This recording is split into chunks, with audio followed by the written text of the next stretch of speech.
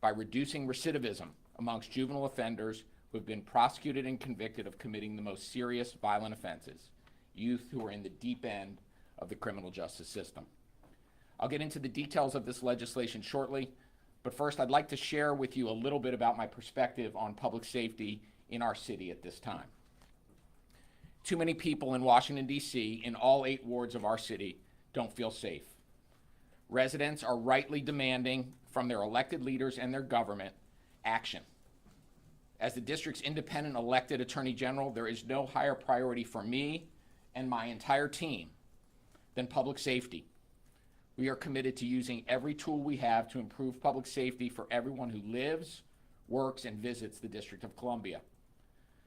The Office of Attorney General is charged with prosecuting juvenile criminal cases and holding young people accountable when they break the law. The federally appointed U.S. Attorney is responsible for prosecuting adult felonies. Adults, not juveniles, are responsible for the vast majority of crime in the district. But recently we've seen a disturbing trend.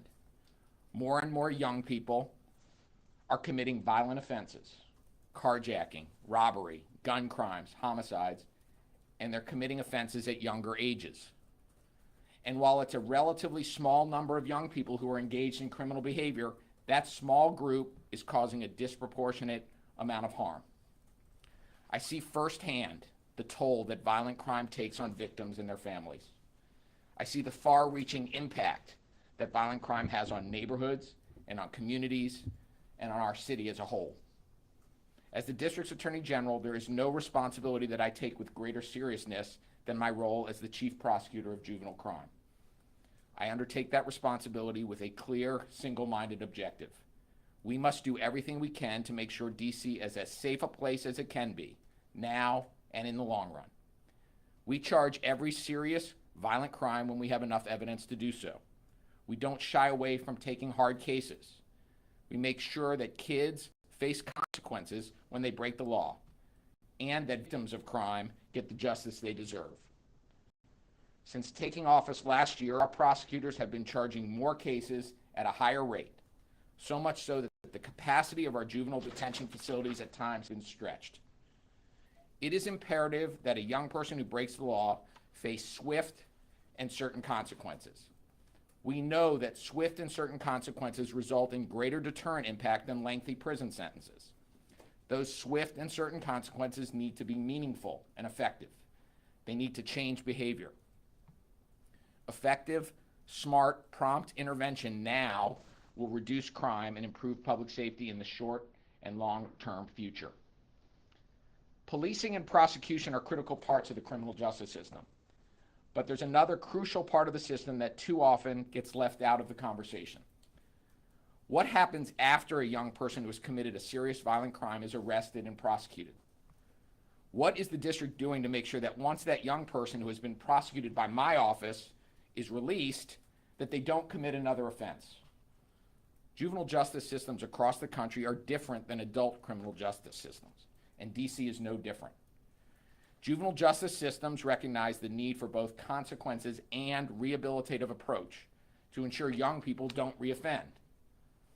In DC, for the most serious offenses, for the kids in the deep end of the criminal justice system, that critical responsibility of providing swift, meaningful consequences and rehabilitation lies with the Department of Youth Rehabilitation Services, DYRS.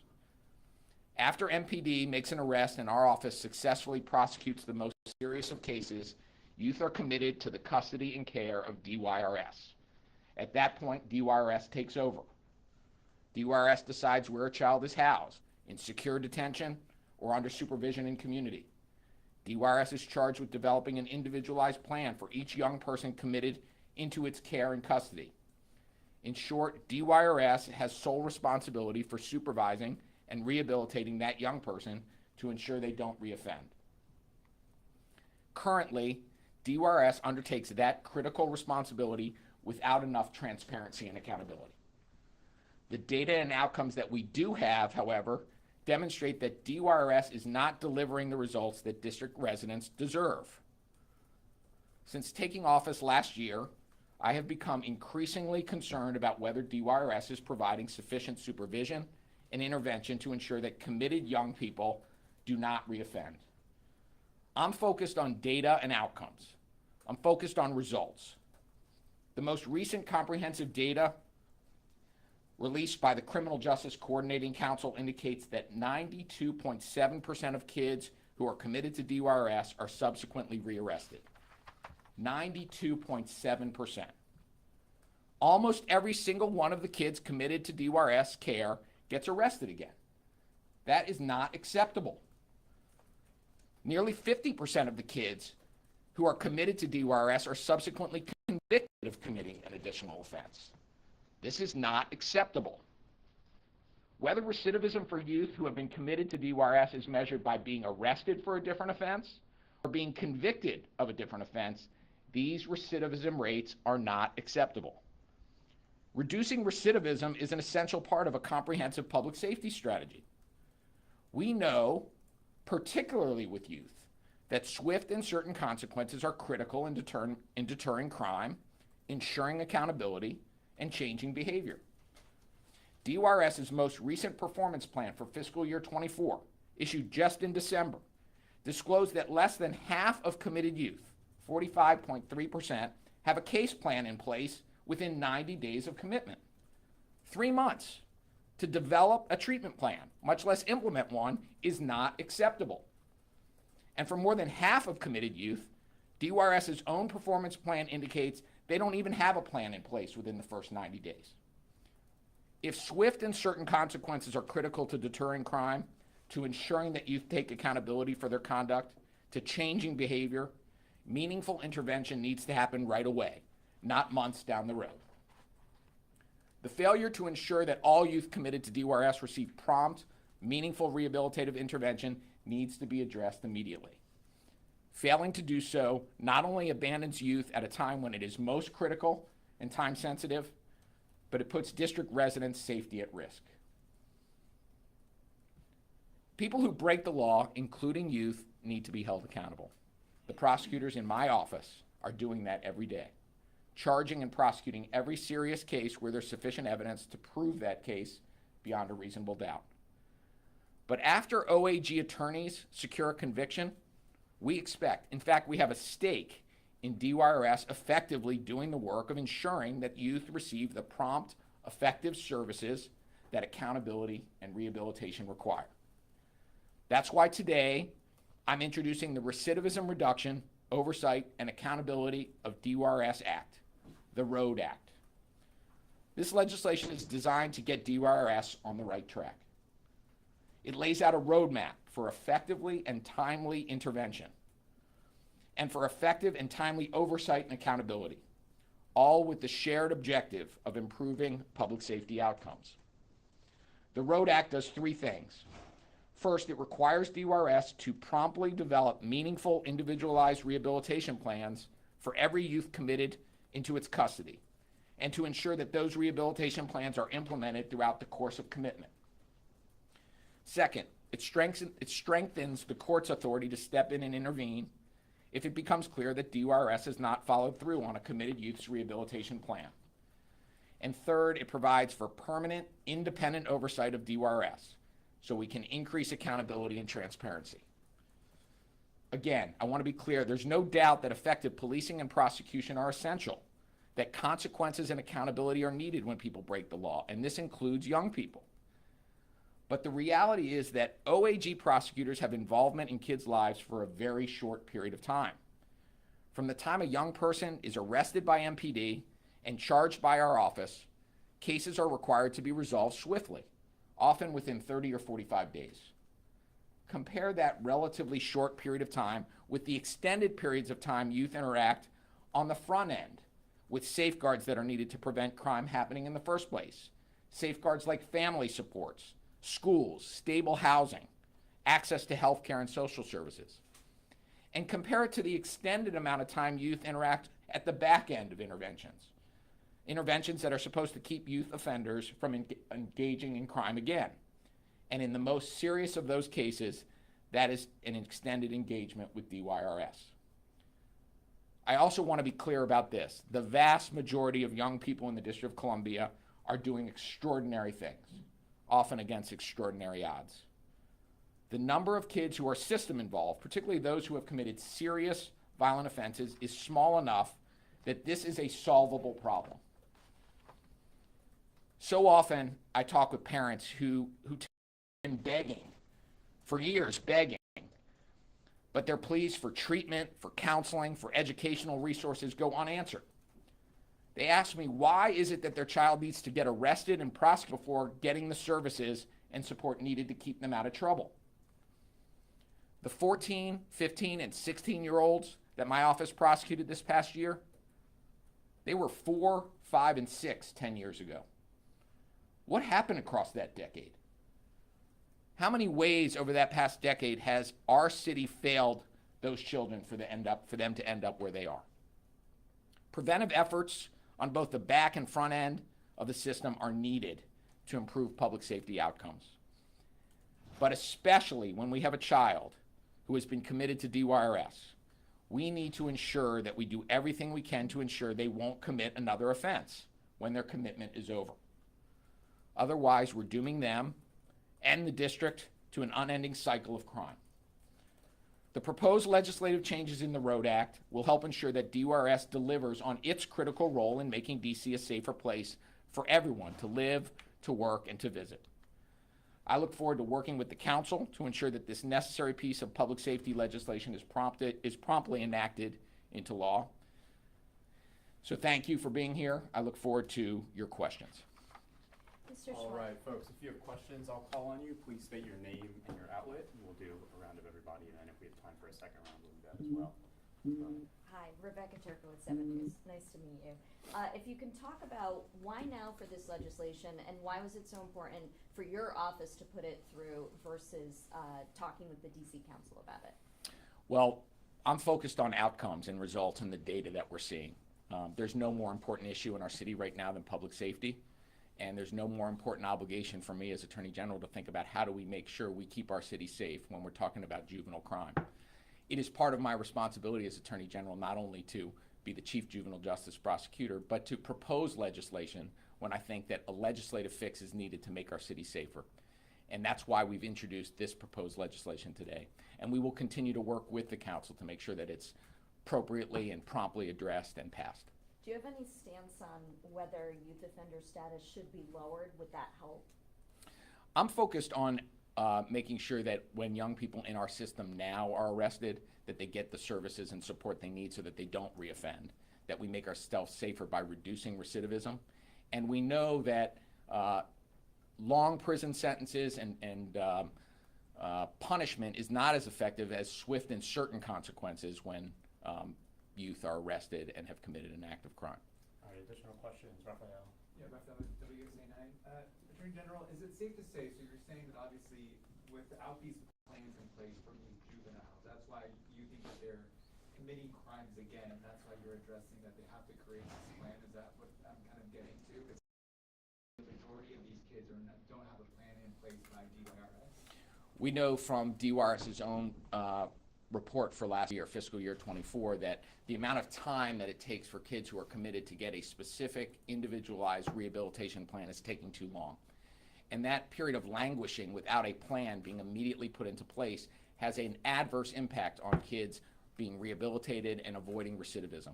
We're focused on trying to make sure that those individualized plans are put into place promptly, that they are followed up on, and that we maximize the chances that when kids are committed, they're getting the services and support they need to avoid having to perhaps come back into the criminal justice system when their commitment is over. And just to follow up, is there a timeline in the point one that they have to require to create this plan? Is there like a you have to do it in a certain amount of time, 30 days, 60 days? Our proposed legislation requires within 30 days of commitment that there be a plan in place. And that plan will be in place based on data and analysis and interviews and other information that the system has available to it to make sure that the plan is appropriately tailored for the young people. Questions? Leonard? Leonard and Fleming, DC News Now. Good to see you again. Can you talk about the main point of failure from DYRS? Like, what aren't they doing that's delivering these results that you're talking about? Well, this legislation is focused particularly on getting kids individualized rehabilitation plans as promptly as possible when they come into the system. From the moment of time when The system knows that a young person is going to be recommended for commitment into DYRS.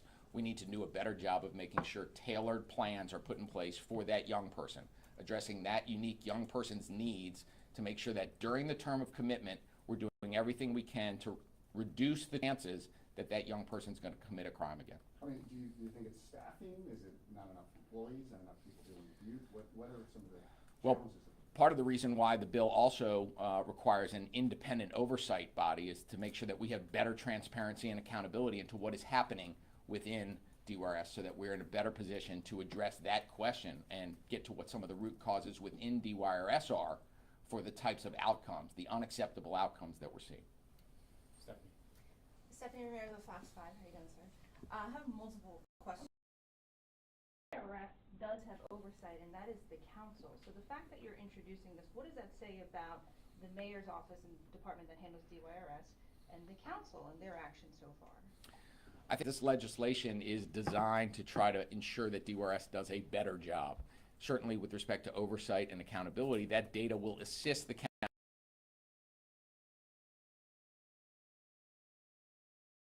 specific in the statute as to when and what rehabilitation plans are required to have in them will assist in making sure that the outcomes that we get from DYRS are better. And then with regard to the mayor's ban or council's buy-in, have you discussed this with them yet? And then also, why not use the tools in place?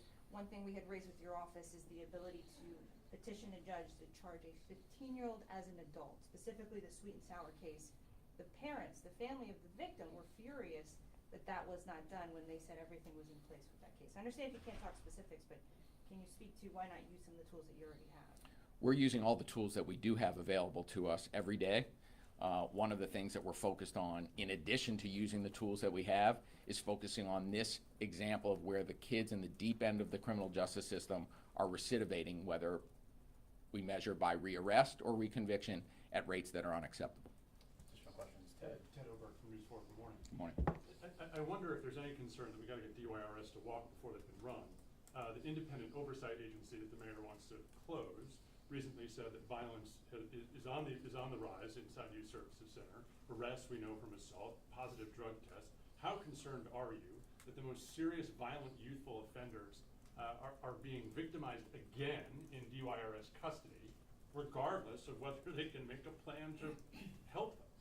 Yeah, the recent reporting about incidents at DYRS are very concerning. Unfortunately, they're not new, and we have to address that problem as well. I think additional transparency and accountability from the Oversight Board, which should be a permanent fixture of our government, will help us do that. But we have to do both. We have to also make sure that not only do we deal with violence and drugs and other things within facilities, but that when we do have kids in the deep end of the system in DYRS's custody, that we are making sure that we are maximizing the chances that they don't reoffend when they come out of the system.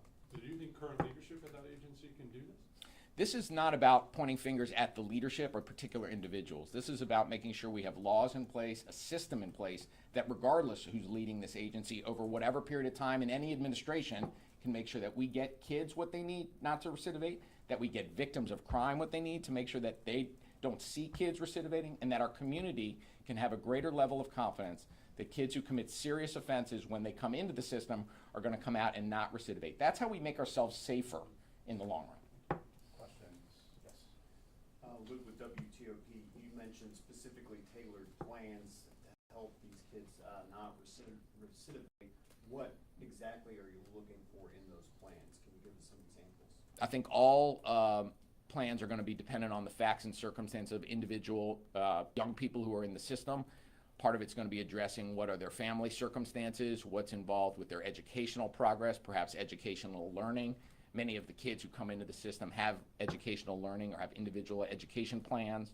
We also have to be mindful of some of the mental health and substance use addiction problems that children are facing that oftentimes are contributors to crime.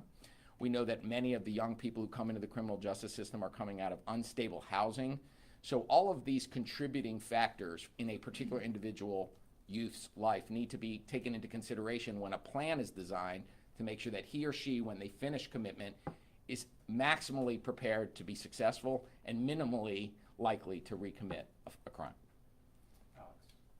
Alex at City Paper. Hey, so I wanted to ask a little bit about, the mechanism. I think anyone on the council will tell you, you pass a bill telling a city agency to do something, it only works if there's buy-in from the agency or, an enforcement mechanism in the bill. And you mentioned, maybe the court has a role in stepping in. So talk to me about how the legislation will actually enforce compliance from DYRS if they are resistant. Sure. Well, my expectation is that DYRS will do its best to comply. The law is about timelines and expectations about rehabilitation plans, that DYRS will do what is required of it. I start with that premise. I think to the extent we have greater transparency and accountability from the independent oversight office, that enhances the ability of the public and of the council that speaks for the public to do its critical role of oversight with the data and information necessary to use the oversight process to get agencies to perform better. The legislation also, though, allows for there to be a motion made to the Superior Court if DYRS is believed not to be doing what it needs to do in terms of creating a timely plan or implementing a plan, and doing it in quicker time fashion so that children are not languishing without a plan for too long. And so that mechanism is also part of this approach, and I think altogether, comprehensively, that's going to help DYRS rise to the occasion. You also mentioned, how many kids who are committed to DYRS get rearrested.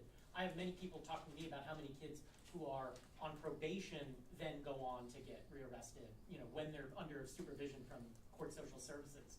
What is there, if anything, that you all can do to push more on the front end of this before kids are in DYRS custody? Well, look, we're focused on addressing every case based on the specifics of the case that come to us. We do know that with respect to lower level offenses that don't involve guns, that don't involve violence, that the diversion cases that we divert to ACE diversion, which is less than 7% of the cases, have far greater positive outcomes in terms of recidivism, again, measured by arrest or by conviction. Same thing with young people who go through what's called a deferred disposition agreement, a plea agreement that allows them to get some services and attention right away, that their recidivism measured by arrest or conviction are much greater. So we are mindful of that. We know that oftentimes when kids go into the deeper end of the system, we doom them for worse outcomes. That's why it's so important for us when we do have to put kids into the deep end, where we know that the seriousness of their offenses, the impact of their offenses require a more severe consequence, that we couple that consequence with making sure that they are getting the rehabilitation plan tailored to their unique needs to maximize the chances that they don't recidivate. All right, we have time for two more. Ted? As you introduced this legislation, the mayor just last month introduced legislation that would force your office to take fewer pleas, fewer diversions, and charge more kids. As you look at this issue, could more charges against young people be part of the solution? Each case, Ted, needs to be addressed on the unique factors of the case. We judge them each time they come in based on the facts and make charging decisions based on the facts. I'm a little bit curious about why the mayor would propose putting more young people into the deeper end of the system, given her own CJCC's results of what happens and the recidivism rates that we're seeing from kids who are in the deeper end of the system, particularly given that the ACE diversion program, which is also administered by an agency that she's responsible for, is seeing such better outcomes. So we need to make sure that we have a comprehensive system that can address each kind of case based on the uniqueness of the case and try to drive to better outcomes. But we should be mindful that we are seeing better outcomes for young people staying out of the criminal justice system through the more shallow end of the pool than the deeper end. All right, last question, yes. Rebecca again with 7. Going off of those reports of violence and drug use inside the juvenile detention centers, how is that affecting your office's decision-making when it comes to requesting that suspects remain detained until their next hearing? Our office is making a decision case by case on what we think is necessary to keep the public safe, to be an appropriate response for a young person who has been accused of committing a crime or has been convicted of committing a crime. We have to also address the fact that we need the facilities to be safe. We need to make sure that kids are held in custody in safe ways, but we have to do both. And that's why, in addition to doing the prosecutorial work we're doing every day, it's important for us to address this other issue about whether DYRS is delivering for young people who have been committed to it.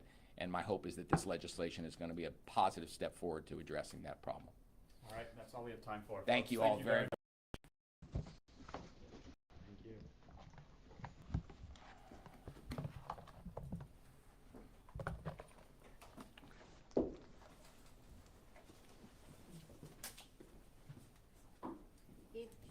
confirm, on your